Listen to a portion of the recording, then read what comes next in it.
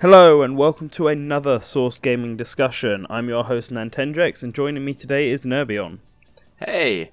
So, for those who have been keeping up, this is our third Gamescom discussion, and unfortunately, due to some technical difficulties, we're having to record this one again, and we can't do it through Facecam or anything like that this time. Yeah, those who saw the second discussion about Bandai Namco would have probably seen all the little camera hiccups we kept having towards the end of it. And yeah. And I'm sorry if you can't see our faces again, but I think that should be fine as well. I hope. Yeah, we should hopefully be able to have some footage or pictures or something up on the screen about the games we got, because unlike the first set, we actually did get some off-screen footage and stuff for these ones, so that should hopefully be all good. These ones and the next discussion anyway, because the next discussion will also be like this, as we're having to record both of them. Hooray! Yes. But anyway, let's not waste any time. Gamescom was this week, and we have already talked about all of Nintendo and all of Bandai Namco, but there are other big publishers out there that we got to play their games, and so we're going to talk about them all here now. And starting off is probably the biggest game at the conference, the first time it's been playable to the public. It was Devil May Cry 5. Yes. And yeah, I think this one came second against Smash for the longest line at the conference hall. Wouldn't you say so? Yeah, I mean, when I asked when we were Thursday or Wednesday, I think it was the last day, when we asked, and I asked one of the employees at Microsoft, and they told me the line was like for 6 hours, like 6 to 8 hours. Yeah, you come to Gamescom just to play Devil May Cry 5 for 15 minutes. Yeah, but I saw a lot of people being super excited about Devil May Cry 5. Yeah, and they had every right to be. Yeah, it was really, really good. Now, I like the Devil May Cry series, but I've always been a bigger fan of the Bayonetta series, personally. I mean, same. Like, I enjoyed the first one. I actually enjoyed the second Devil May Cry as well, but the third one, which is everyone's favourite, I could never really get into. And then 4 and DMC, I both remember being okay. But 5 was really, really good. Yes, gameplay was really tight. Like, Nero, I think the characters this time is Nero you control. Yes, Nero was the one in the demo, yeah. Yeah, and he plays wonderful. Like, he moves exactly how you expect him to move. And the cool thing is his Devil Trigger. I think it's called his Devil Trigger. Mm-hmm. He can perform more powerful attacks, but loses every time his arm if he makes extensive attacks. Yeah. Or at least I lost always his arm. Yeah, no, it's a new ammo for him now that he has a robot arm, basically. Yes. You can perform either the special sort of close-up attacks where the arm explodes in front of him, and that doesn't cause you to lose the arm, if I recall correctly. But you can press LB and basically fire a rocket punch. And that causes a big distance explosion, and doing that causes you to lose an arm. However, the arms are being picked up like orbs and stuff like that around the map, so you can always refill by killing enemies and getting stylish points and getting badass and stuff like that against it. And I really like Nero. I don't remember a whole lot of him from Devil May Cry 4. He felt like the Silver the Hedgehog of the Devil May Cry series to me. Kinda. Yeah. It's weird. I mean, at least in Devil May Cry 4, but he seems to have gotten a lot cockier and a lot more Dante-ish now in Devil May Cry 5. Yeah, definitely. Like, he actually, I dare to say this, but he actually reminds me more of Dante from DMC, from the Western reboot. Yeah, actually, I got an impression like that as well. Like, even with the now short hair and stuff, he does look very similar to DMC Dante, which some people might get offended by, but I don't care. I actually thought DMC was a good game. But, yeah, same. It was really fun, and there was a big boss fight at the end, which was similarly just as flashy in Devil May Cry style. And I managed to beat the boss. I think I was the first person in our room to beat the boss, so I just restarted the demo again. You were pretty fast. Like, I mean, I didn't beat the boss because there was some, but it was really, like, Devil May Cry 5 was, I think, one of my favorite games at Gamescom. Okay. And yeah, I really enjoyed the demo, and I'm really looking forward to the release. Yep, you guys over at Capcom team, Matt and the rest of you all did a good job with this one. Yes, definitely. Yes. I really love it. However, Devil May Cry 5 wasn't my favourite Capcom game at the event. And I think we have differing opinions on this, but we also got to play the Resident Evil 2 remake, which was just next door. And there wasn't that many machines for it, but we managed to both get in. And it was really good. Like, Resident Evil 2 remake is this perfect combination of the Resident Evil 4 style of gameplay and the horror of Resident Evil Revelations, the original 7. Like, it's actually, after so long swapping to an action style and all this, and then going into first-person horror and everything like this, Resident Evil 2 remake feels like a proper return to the Resident Evil 4 and before style, which I really, really liked. Like, the puzzles were really good. You have limited ammo. The horror was all there. The gameplay doesn't feel like a tank. Like, it was really enjoyable to play. And, like, I didn't pick up the Resident Evil 1 and 0 remakes because I felt like they were more like HD versions of the original games. But this one feels like an actual remake. Like, this one feels like they've really just done it all again from the ground up, which I really like. Yeah, and I feel like a lot of Resident Evil fans are digging this remake. Unfortunately for me, one, I never got to the Resident Evil franchise. Like, it was never something for me. And second, I couldn't build a good opinion because I messed up badly. Like I had really problems getting anywhere in this demo. Like, there was this first hallway where you had to interact with lots of clues.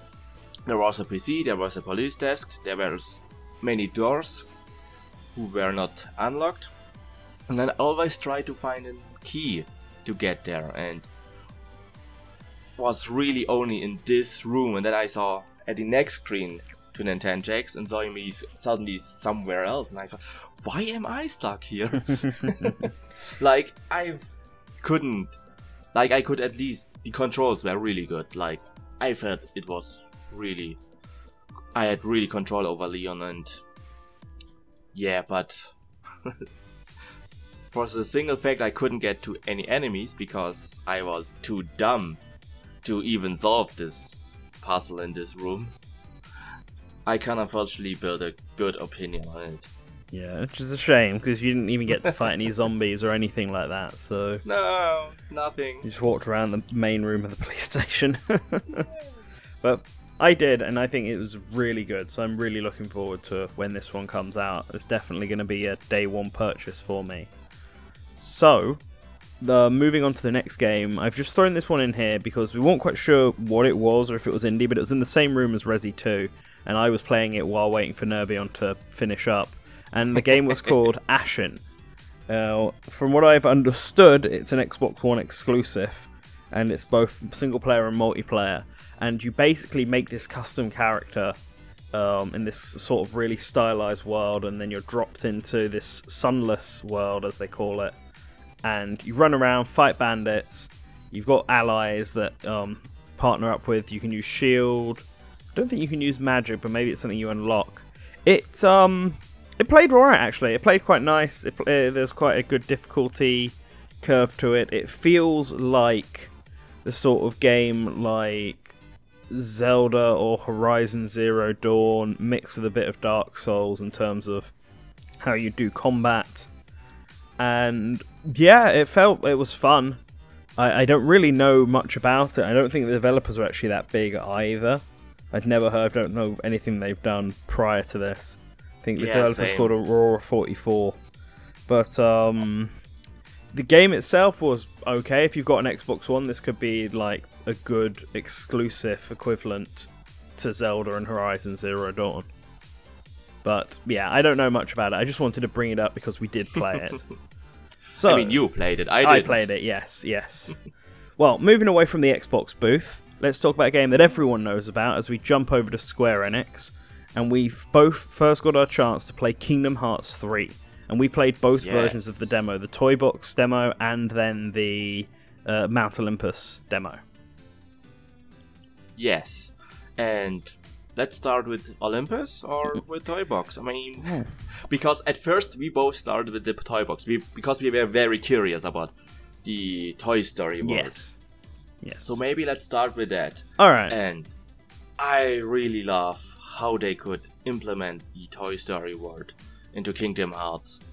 Like, every little detail is really defined, and as a Disney fan, or at least as a fan of Disney's movies or Pixar movies, I think it looked really good. Like, Toy Story actually looked really good.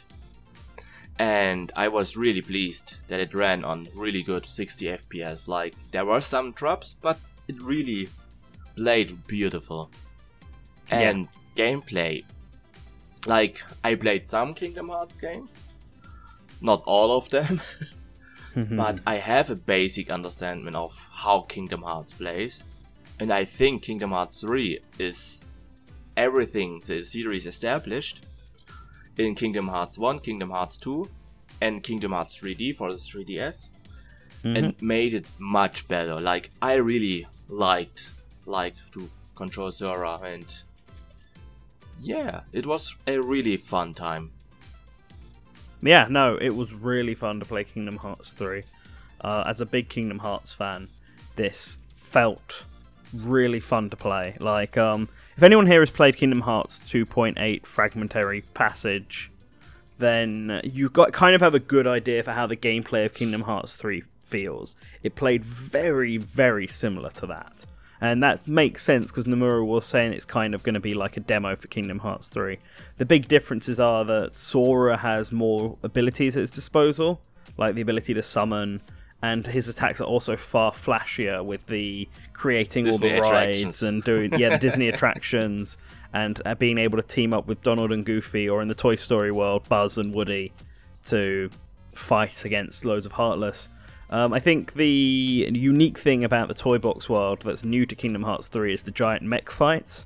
Oh yes. So when you get to the toy store and young Xehanort appears, you get to ride in giant robots and fight other giant robots in a sequence that reminded me a lot of the Mystical Ninja starring Goemon, but not on rails. And it was, the robots were fun, although I much prefer running around and fighting without them, personally, if I had the choice. But I do like that each robot, like each coloured robot, actually can do different things. One can like dash into enemies, one has like a charge gun, and the other has like homing missiles, I believe. So I like that it's not just aesthetic difference, each one provides a different way of fighting. And I imagine there's probably going to be a lot more coming up in the future. Yeah, more level gimmicks, and I personally actually really enjoy the mecha segments. Like, I rather went to the mechas and fight with them instead of being alone and running around. Because I felt like I was really defensive, or having a hard time to beat those big mechas with Zora alone. Yeah, I think that's what you need them for, but I preferred the gameplay of not having them. However, it seems like once they're completely optional, and once you've kind of done that area, you can move on, maybe jump into them only if there's other giant mechas. They do trance through, destroy everything. all the non-mech enemies that you can just lock onto with the homing missiles or just get absolutely destroyed. Oh, that's it, there are mines you can drop down, that might be not instead of the charge beam. But it's, it was really fun, and then the Mount Olympus stage was basically a glorified boss battle, where you just ran up a big mountain, and Sora can now just run up walls vertically with no momentum prior to it. You can just do it now, and then you ride around on a train fighting the Rock Titan. Yeah, but as a side note, for all people, the Toy Box, we played the PlayStation 4 version. But for the Olympus level, we played the Xbox One version. Yes. Just to see how every game or performs differently, and I think Niantic didn't notice anything, but when there were a lot of heartless enemies around, and there was also visible rain effect on the floor, I could notice some really 30 FPS frame drops. Like, at least I felt like the game ran a little bit worse. I'm not sure if this is because of this level, or if it's because it's on Xbox One. Yeah, I think I'm more leaning to the first one, because it was really a hectic scene with lots of enemies and with rain effects and such. It is an intense on technically, but overall, yes, still after a while ran really pretty good. Yeah, no, it still runs pretty well, but yeah, I didn't notice that, but I'm not a frame rate person. But yeah, no, Yeah. Kingdom Hearts 3 looking really good. Now it really keeps motivating me now to play Dream Drop Distance finally, so that I've played them all, because it's the only one I'm missing. Yes, I also have the 1.25 collection for PlayStation 4, and I should really finish all these games. See, I needed to get that. I wanted to play through all of them like that, all the main ones, before playing Dream Drop Distance, but at this point I may as well just start Dream Drop Distance now, otherwise I'm not going to be able to get it done in time, because Kingdom Hearts 3, like Resi 2, is definitely going to be one of them games I pick up when it launches. But Alright. Speaking of Square, they had a few games to show off, but the only other one we actually got to play, well, I got to play, was Dragon Quest XI, which I played in German. And there were 3 demos. One was a story demo that I had no idea what was going on, so I stopped. And the other was more of a running around adventuring, where you could ride a horse. And so some sudden thoughts. It looks very similar to Breath of the Wild, and like a lot of the button mapping is the same. So like the jump button, I believe, is like the same one as it is in Zelda, and so is the attacking button. Although of course in Dragon Quest it's all turn-based combat. So as soon as you go up and attack an enemy, it then transitions into a turn-based combat, and it's I feel like it's another Square Enix game. I'm just trying to think where it transitions into turn-based combat. Oh no, maybe it's like Persona 5. The transition, like the fighting arena, is just like exactly where you are in the world map. Like there's no default like this is the plains fighting arena. It like transfers and keeps the exact background. But there is definitely there's a clear transition into the fight where the rest of your party members appear, and you've got you have like a thief, the fighter main character who's called Elf, a mage girl, and a healing girl. And yeah, it's Dragon Quest. I mean, I think they made us severely over level because I was destroying everything. And in the end, I discovered this Japanese town, and so of course I went straight to the onsen. They wouldn't let me in the girl section. So I went to the guys section and then went round the back. I think I might have done the puff puff ceremony, but it was all in German, so I can't tell. Well, you had at least a chance to experience this puff puff sequence in German. Hey! And then I think I got like a special achievement for exiting via the female baths. Like as soon as I did it, it started this unique cutscene, and then I got an achievement. I was like, oh wow. I was just doing it to see if the game would actually let me do it, because it wouldn't let me go in there from the front, but it does let me leave from it. So that was interesting. But yeah, Dragon Quest XI, it looks very, very nice, actually. And if you like traditional JRPGs, then like turn-based ones, then yeah, this is gonna be that. But outside of that, I mean, I can't say I'm like a massive Dragon Quest fan or anything, so I can't tell you what other new changes they've made. I think riding a horse might be new, but yeah, it's Dragon Quest. It's a turn-based JRPG. Yeah. All right. So you didn't get to play this, so I'm assuming you have no thoughts on Dragon Quest XI. So we'll move on to one that we were less than pleased about. Jumping over to Sega this time, we have Team Sonic Racing. And I wanted to like this going into it. I really did. I don't understand what they've done wrong with it. Because Sega All Stars Transformed was a good game. yes, let's say something very first. What's really interesting, I came in as a big fan of Sonic Racing Transformed, and Nintenjax came as a newbie. Like, he didn't play any racing game from Sonic. I played the first one on Xbox, but I don't own it. I rented it. But I did play the first one for a bit. Transformed I haven't played. I own it on Steam, but like half of my Steam library I've not played it. No, and yes, I'm not sure on what system we played, on PS4 and Xbox One. I think it was PS4. At least I think I played it on PS4. I'm not sure. I feel like I had the Xbox One controller, but either way, as a racing game, it ran really poorly. Like 30 FPS, it's okay, like normal. Some racing games do that, but it also has a lot of frame drops. And yeah, visually also doesn't look that interesting, honestly. Like, even in person, it kinda looks very similar to Sonic Transformed Racing. Yeah, again, I didn't notice any of the frame drops again, but my issues are much more on a mechanical basis for the game. I did 2 races, one on the generic plains and one on the snowy ice level, and I played as Shadow in the first game and Vector in the other, and I just didn't understand when I was playing as Shadow, like, what I was doing, really. Like, you were sliding around everywhere, the items seemed to do barely anything, and yeah, like, I ended up coming in like third. My team ended up coming in third place, because it's all scored around teams this time, so it doesn't matter if you're in first place. If all your allies are towards the back, you're not going to win. And when I actually realised that, and I started putting it all together with the Vector match after I've restarted because I fell off the map, I ended up realising you can pass items back to your allies and leaving Streamline. So when I was first place as Vector, I started realising that what I should be doing is passing any items I get to Blaze, who's part of Vector's team, because she was at the back, and leaving the Streamlines though that Silver could boost his way up to the front.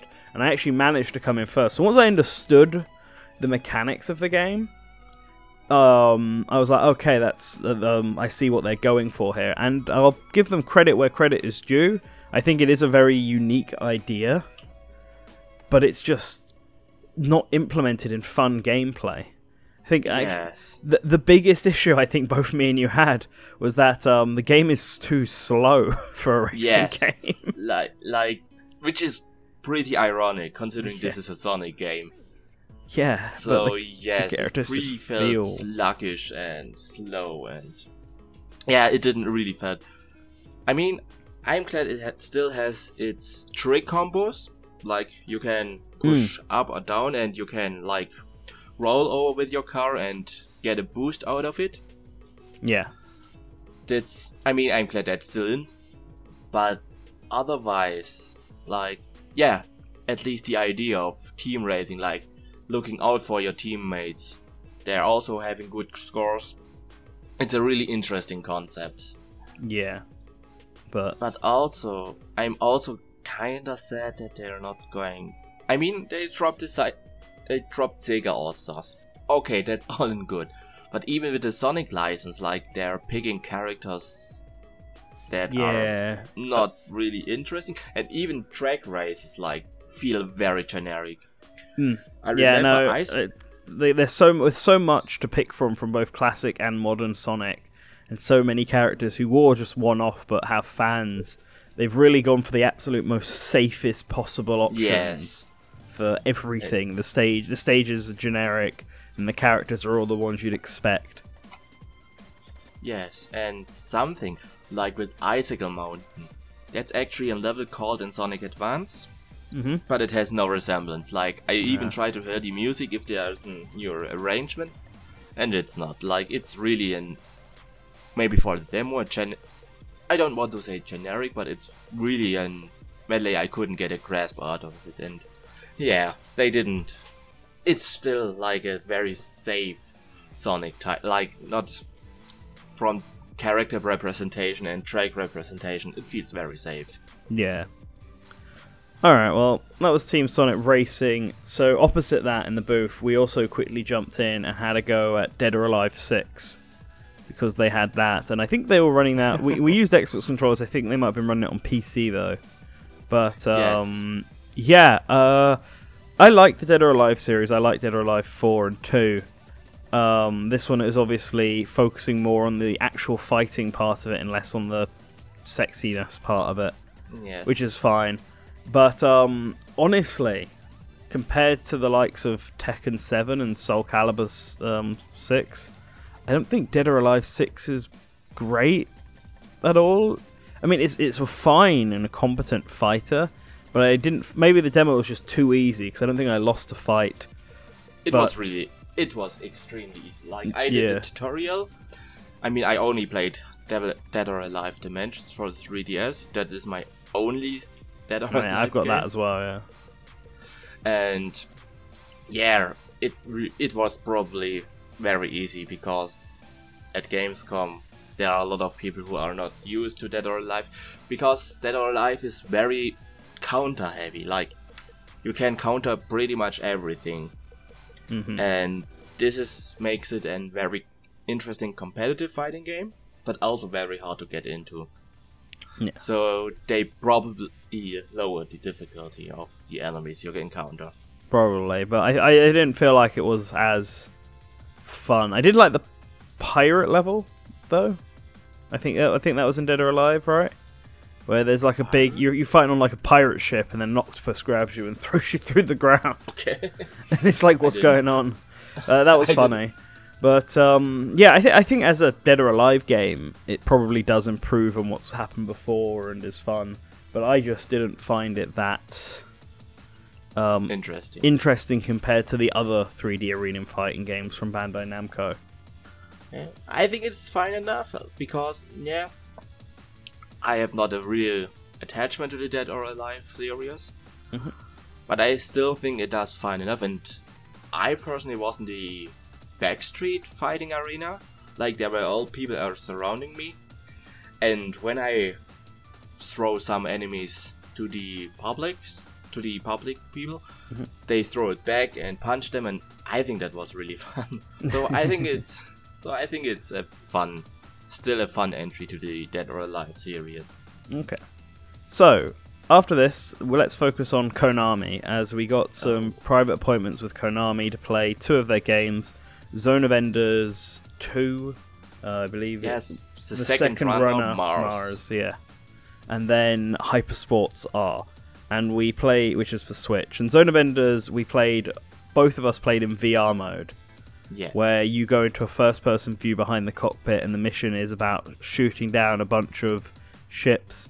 And we did it on PSVR, and yeah, I thought it was actually really fun. It's the first time I'd ever played a Zone of Enders game, and the woman was being like, "Oh, it's very complicated. I don't think you should start on VR." And I was like, "Nah, give it to me. I'll be fine."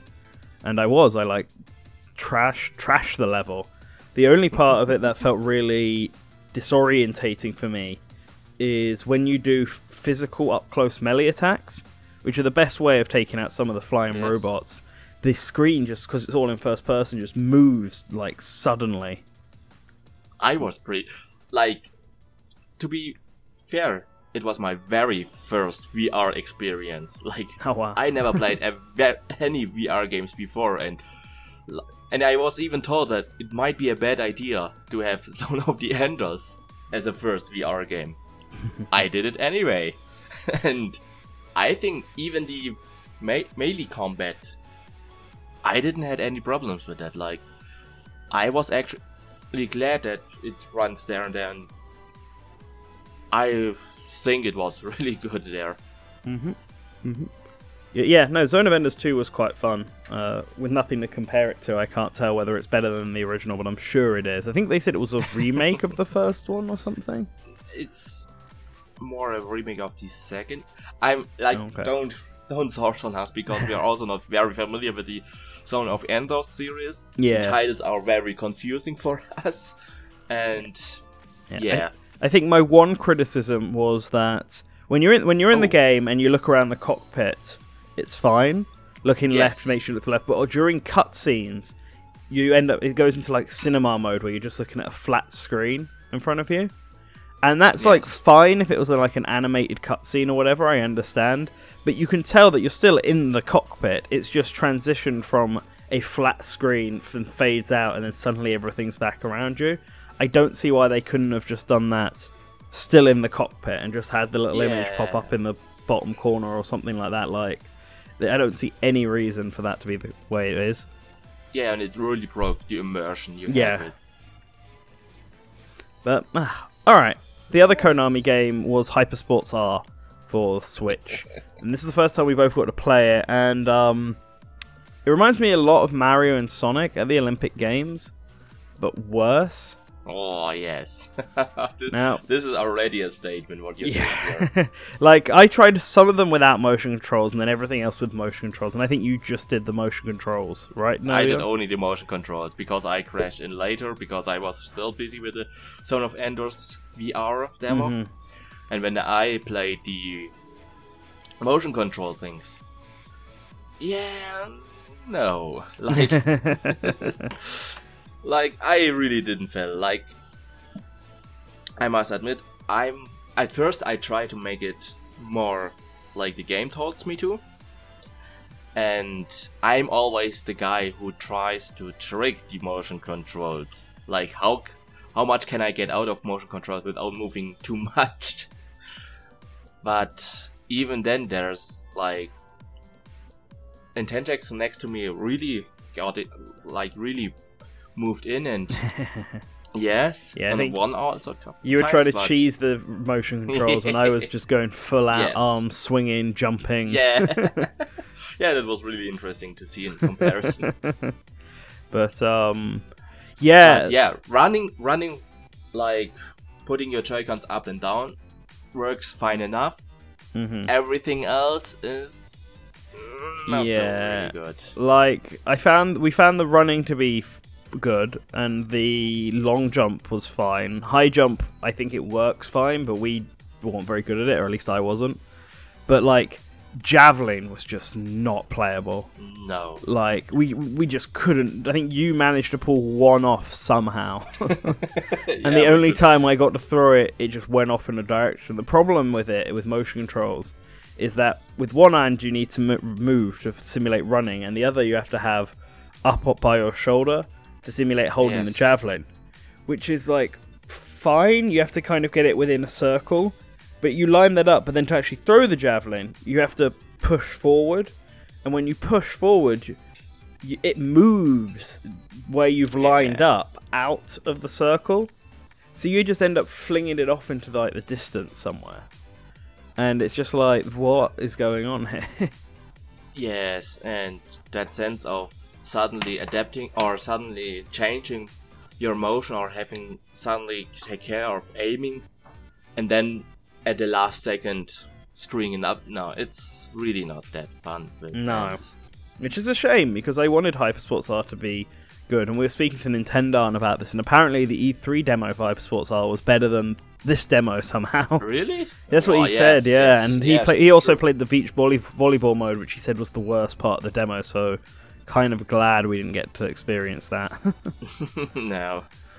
I mean, what I'm giving credit for, it's even though it has generic sports character, like there's one Torgot, there's one, it still tries to have an identity, like having a really nice feeling, cartoony feel. And the judge, for example, is always making funny animations. Yeah, the judge was good.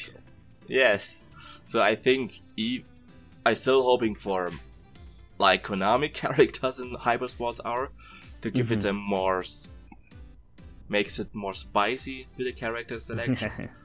We'll see. I feel like it's still really in early days, and I think even the lady was saying that like Hypersports R was early days. Yes, it is. It feels very early, and it still needs refinement, especially in the motion control department, because So let's go on to, we've got 3 last games to talk about, and the first of these next two are both from Activision, starting with Spyro Reignited Trilogy. And props to Activision, actually. We had some issues with our booking originally, but they got us another booking. And it was really nice. Like, actual meeting. We got taken to a room, everyone had computers, and we could even do direct feed. They gave us a memory stick so we could hit the direct feed. They gave us a short presentation around the level with a guy making really cheesy puns.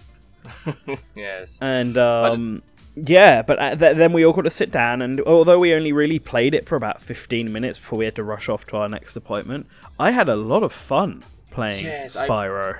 I wish we could have spent more time in this. Yeah. Because it was really good. There were 3 levels, and we actually have direct feed that may very well be playing now as we're talking. Probably.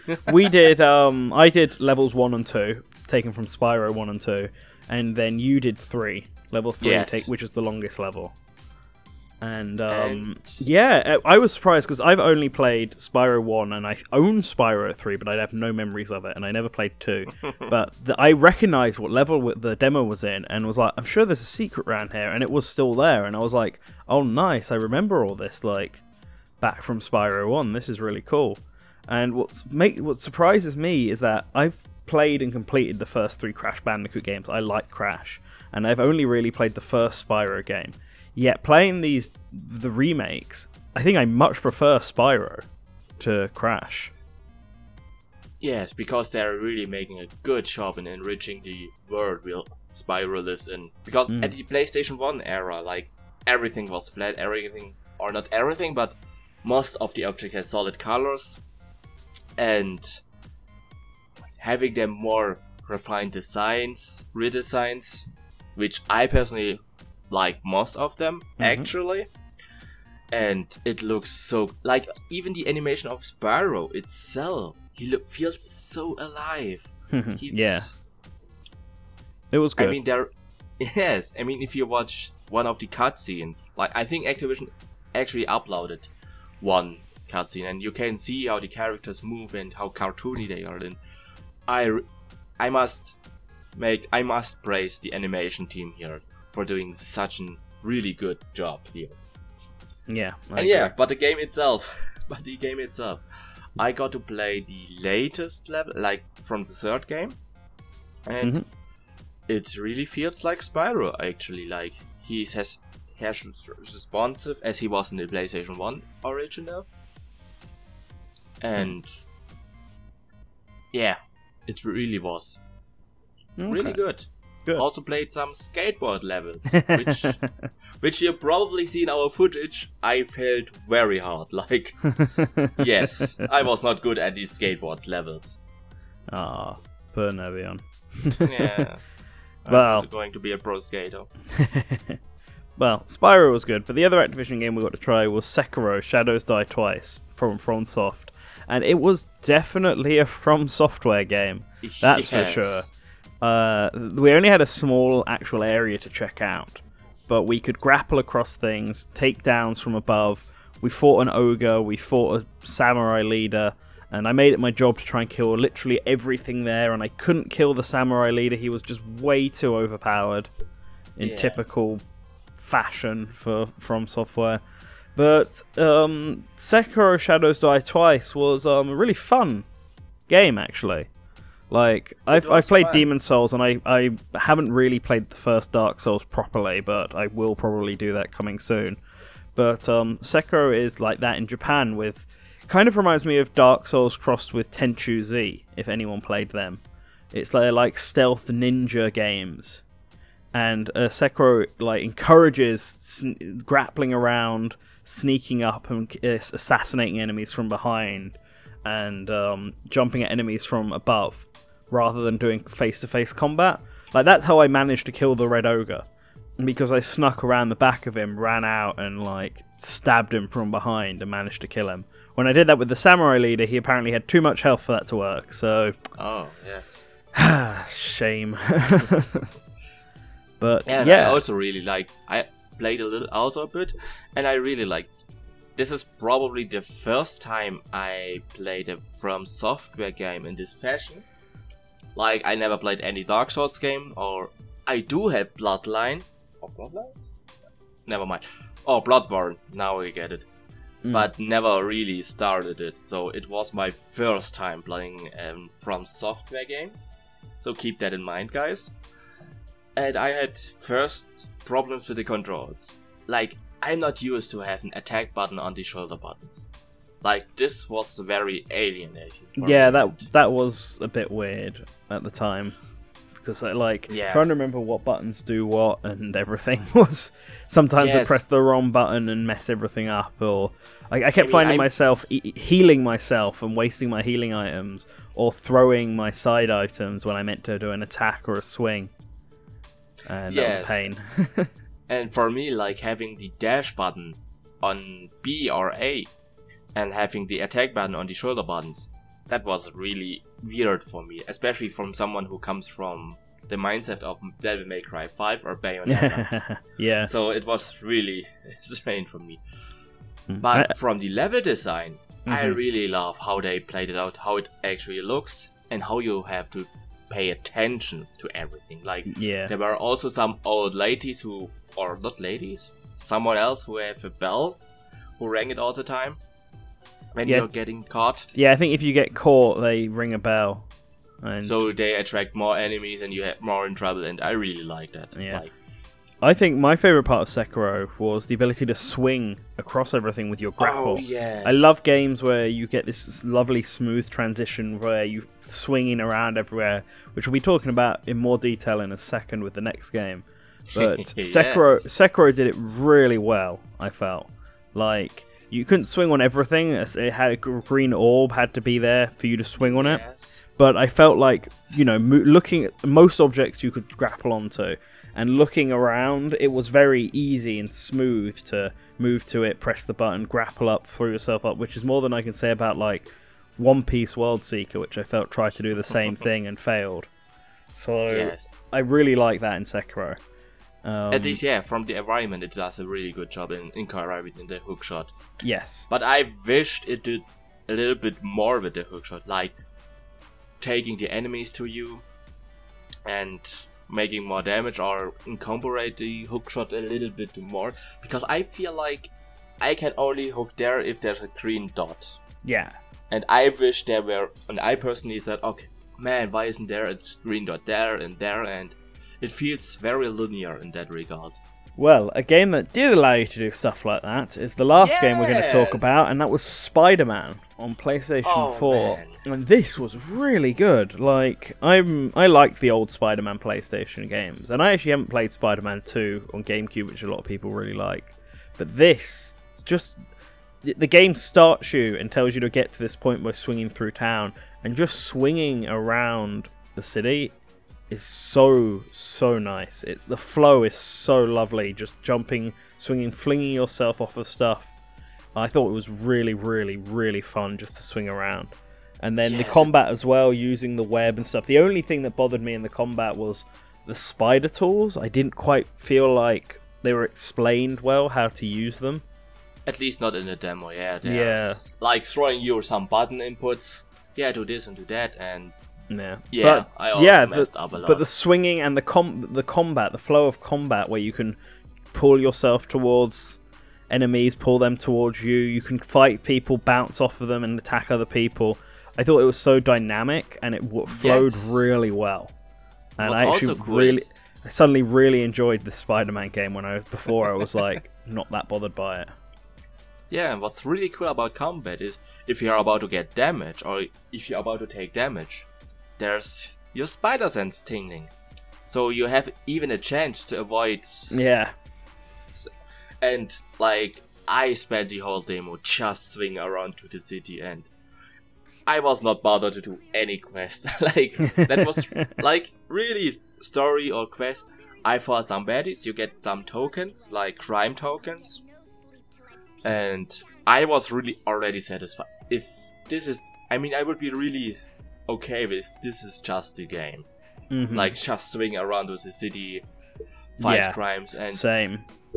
And people even react to you. Like, when I decided to... No, I'm not swinging, I'm just walking around. Even the people on the streets are saying, "Hey, Spidey, why are you not up there?" And even Spider-Man, even commenting on it, yeah, I'm usually swinging around the city. I just decided to take a walk. Like, it's really fun. It really feels alive. And this is the biggest thing Spider-Man has. It feels really alive. Like, all the people feel alive. Reaction feel alive. And it feels so good to swing around the city. But yeah, no, Spider-Man was really good. So I'm looking forward to that. That comes out really soon, actually. Yes. I might have too much stuff to do before I can pick it up, but it may be one I get for Christmas or something, and then spend like a year not playing until I finally have time. Yeah, I must admit, I didn't had paid attention too much to Spider-Man. I was really happy when it was announced, but then lost sight to it. Mm-hmm. I wasn't sure I'm going to get it. Now I played the demo, and now it's one of my must-haves. Like, I really want this game right now. So, do you have any comments, any final comments for any of the games we've talked about today? I think that's pretty much it. Okay. I think we talked a lot about. Yes, we have a nearly 50 minutes worth of discussion around all these games. So, for those listening to this in the comments, let us know which of these games are the ones you're most hyped for and why. Did you get to play a demo of any of them? If so, let us know your thoughts as well. I want to give a special shout out to all of our patrons, in particular our super patron, the Duke of Dorks. And once again, I apologise that we're not doing the face one for this one or for the next one. It's because of issues with the camera and stuff like that, which was a bit of a pain. But yeah, these games are all really good, really good. Some better than others. But, yeah, next will be our indie discussion, talking about all of the smaller developers and the games that they're bringing. So, look forward to that. And always remember to return to the source.